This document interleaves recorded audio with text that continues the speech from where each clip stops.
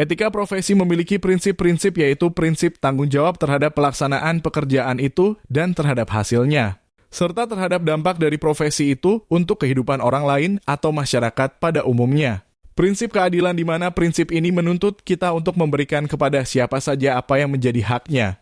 Menurut Aminuddin, SP, kepada media partner FPII, untuk profesi pegawai negeri sipil sendiri, terkait kode etik diatur mulai dari level undang-undang yaitu Undang-Undang Nomor 43 Tahun 1999 tentang perubahan Undang-Undang Nomor 8 Tahun 1974 tentang pokok-pokok kepegawaian, di mana disebutkan pembinaan jiwa KOP, kode etik, dan peraturan disiplin pegawai negeri sipil tidak boleh bertentangan dengan pasal 27 ayat 1 dan pasal 28 Undang-Undang Dasar 1945. Lalu Undang-Undang Nomor 5 Tahun 2014 tentang aparatur sipil negara menyebutkan bahwa ASN sebagai profesi berlandaskan pada prinsip kode etik dan kode perilaku. Kemudian ditambahkan oleh pria yang akrab disapa Ami Kancil ini.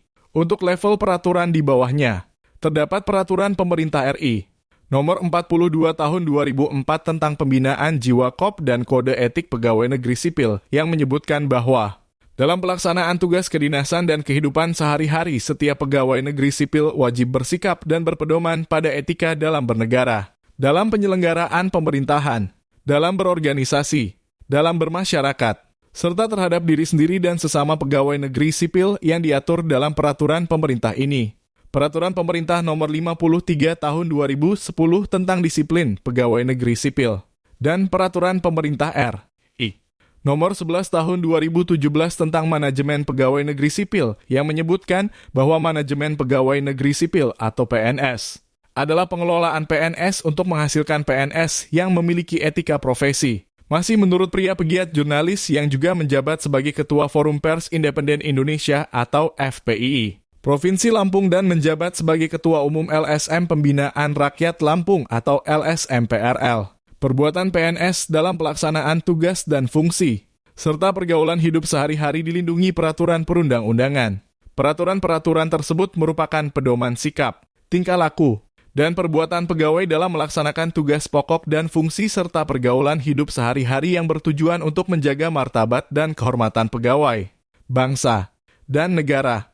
Kode etik PNS juga memiliki fungsi yang sama sebagai pedoman bagi PNS dalam pelaksanaan tugas dan fungsinya serta dalam pergaulan hidupnya sehari-hari. Oleh karena itu, sebagai PNS atau ASN sudah menjadi kewajiban untuk mematuhi peraturan dan kode etik dalam menjalankan tugas dan fungsi serta dalam pergaulan sehari-hari dalam masyarakat.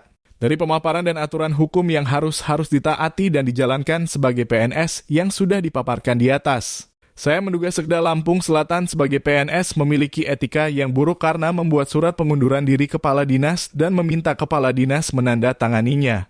Tentu saja sebagai kepala dinas tidak dapat mengelak karena Sekda merupakan atasannya yang harus dia patuhi dan tidak punya pilihan mau tidak mau harus menandatangani surat pengunduran diri tersebut. Karena percuma saja bila tidak ditandatangani karena Sekda akan mencari alasan lain untuk melancarkan rencananya untuk memberhentikan kadis tersebut, jelas Aminuddin. Sebagai PNS yang harus menjunjung tugas dan fungsi serta kode etiknya, Sekda Lampung Selatan tidak mempertimbangkan dampak psikologis yang bersangkutan dan keluarganya, dampak sosial yang bersangkutan dari apa yang sudah dilakukan Sekda, imbuhnya. Sementara Sekda Lampung Selatan Tamrin SOS, yang diminta tanggapannya terkait surat pengunduran diri beberapa kepala dinas yang dibuat olehnya kepada salah satu media partner FPII usai pelantikan sejumlah pejabat Lampung Selatan Jumat 15 Desember 2023 enggan menjawab dengan tegas.